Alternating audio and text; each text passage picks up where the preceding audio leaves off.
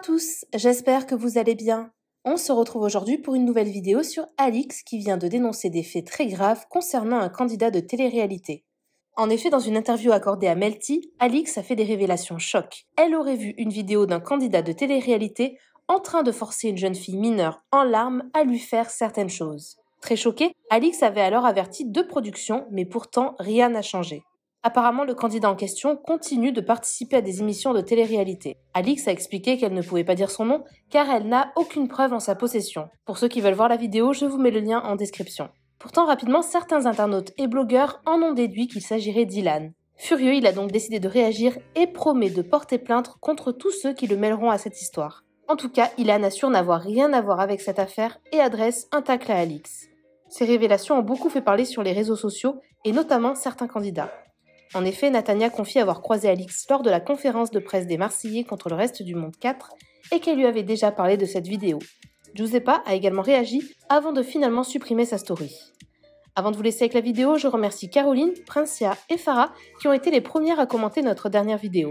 Si vous souhaitez passer dans la prochaine, abonnez-vous à la chaîne, activez les notifications et soyez les premiers à commenter.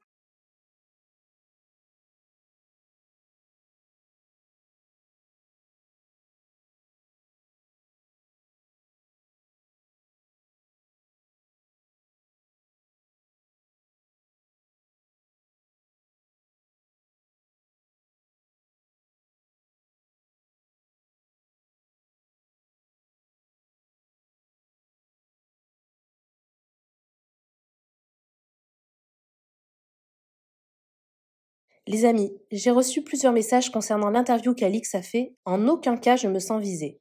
En revanche, pour l'avenir, j'ai décidé de ne plus me laisser faire et de ne plus me laisser salir sur la place publique.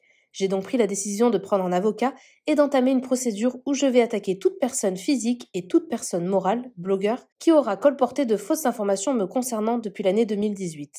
J'étais jeune et je ne prenais pas ce genre de choses au sérieux. Mais maintenant c'est différent car je suis dans mon coin, je n'embête personne.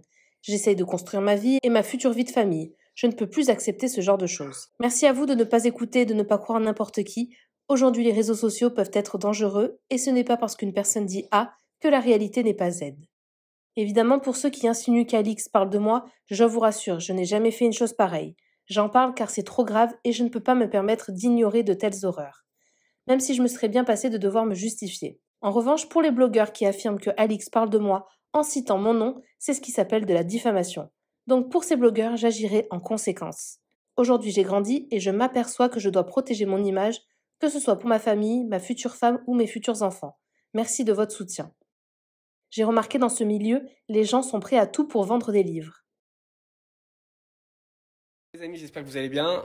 Bon, j'ai fait quelques stories juste avant, je me suis justifié d'un truc parce que je recevais plein de messages de blogueurs, de personnes, etc. Donc je me suis justifié, mais bon, rien d'important. Là, je vais me préparer parce que je dois aller à Montpellier. Demain, je tourne un court-métrage pour une cause qui me tient à cœur. Ça concerne la violence conjugale. C'est quelque chose qui est prévu depuis un petit moment, je vous en parlais.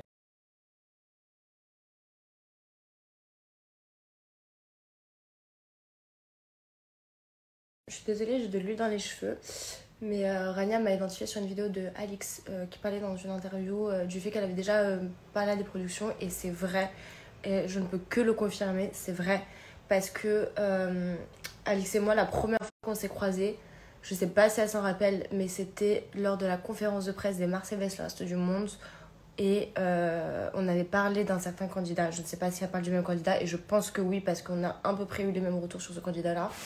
Et on parlait de ce candidat-là et elle m'a dit: mais meuf, pourquoi tu ne vas pas le dénoncer à la prod? Pourquoi tu ne fais pas en sorte? Parce que si ça arrive vraiment, si ce que tu dis est vrai et si ce que les retours de cette personne disent est vrai, c'est grave. Et je lui ai dit: meuf, je te jure que j'en ai parlé et la preuve, il est encore là. Du coup, c'est moi qui sortira parce qu'en fait, je n'ai pas envie de continuer dans un programme où il y a des gens comme ça. Mais je vous assure que c'est vrai et je vous parle de ça, c'était il y a 2 ans maintenant, 2 ans et demi même. Juste pour répondre, parce que du coup, vu que j'ai repartagé la story, il y a plein de gens qui m'ont dit: oui, mais pourquoi elle parle que maintenant? Voilà, moi, c'est pas ma copine, donc j'ai aucun intérêt à la défendre ou quoi.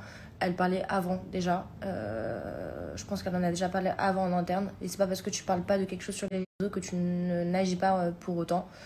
Donc voilà, pour vous le dire, elle avait l'air déjà assez concernée il y a 2 ans et demi, en tout cas lors de ma saison des Mercedes, le reste du monde. Donc voilà. Et oui, chasse le naturel, il revient au galop. À bon entendeur. Pas besoin de dire de non, on sait déjà tous. Les coupables se dénonceront seuls. Ouvrez les yeux. On n'a pas besoin de buzz pour vendre des livres ici. J'incite les victimes à sortir du silence. Malheureusement, je ne peux pas faire la justice à la place de personne. Mais vous n'êtes pas seuls et vous n'êtes pas des cas isolés. Il suffit d'une qui parle pour que le château de cartes s'écroule. L'union fait la force. Courage les filles.